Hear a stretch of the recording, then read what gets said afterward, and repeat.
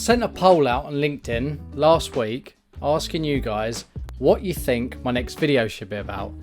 And you voted for a desk tour. So I've had to spend the last couple of days cleaning all the mounds of dust off of it, pulling all the dirt out of the keyboard. It was filthy, it was grim, but it's now clean, tidy. It's all nice and presentable. So I'm going to give you a tour, but before we do that, I just wanted to show you this clip or this photo showing where I started. And I was working like this for about a year. It was all fine. So I just wanted to show you that as a freelancer, you don't need any fancy equipment. It wasn't the most comfortable, but like I say, that was a few years ago, and I've slowly just upgraded the equipment as we go. So enough of me talking, let's jump in and show you around. So let's start with the desk.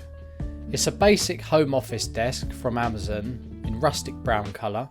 It's pretty small, but I have a small space to fit the desk in our bedroom. It's just 80 centimetres wide with a depth of 50 centimetres and height of 75 centimetres. It's nothing fancy, but it does the job. And just a note, I'll add all the product links in the description for you. To lead on from the desk, let's talk about one of my favourite upgrades, the standing desk converter. This was a game changer. Just under £70, it made a huge improvement from all the aches and pains I'd feel from sitting for most of the day. As there is a lower level for the keyboard and mouse, it means that you're in an ergonomic position, so your elbows are bent at 90 degrees, but you don't need to raise the monitor on a box or platform to mean that the top of the screen is eye level. So you're working in an ergonomic position with good posture. I was really impressed by the build quality of this too, and the gas sprung arms allow for a smooth transition, just pulling the lever on the side to the top position all the way down. I was a little conscious with the budget that I was working to of getting an electronic standing desk with the buttons on the side, because I thought I might get a little bit frustrated with the slow transition from seating to standing. Now onto the computer, which is an iMac 21.5 inch with a 4K Retina screen. So I absolutely love this thing. I was previously working on an M1 MacBook Air. I still use that to take to client meetings where it's nice and light. And I'll also work from the lounge on that instead when I want a little break from the room.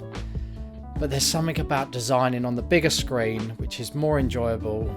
It's easier to see detail, there's obviously more workspace, having more windows open, or seeing a live preview of a website I'm building, but on a wide screen.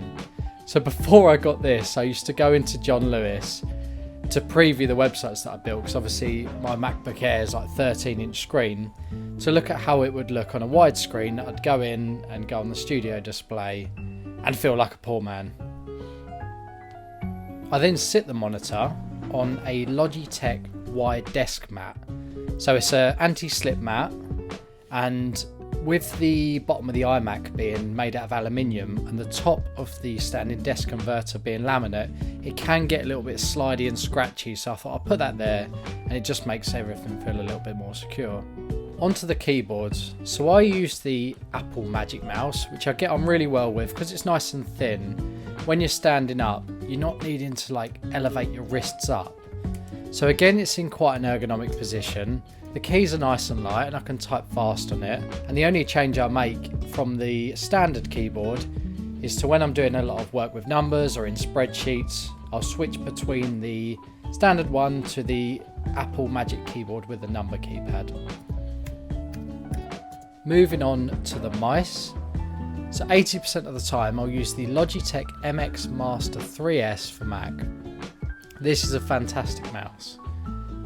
It has a comfortable ergonomic shape, and with my mouse sensitivity set to the max, it's helped a lot with my wrist strain from using my previous mouse.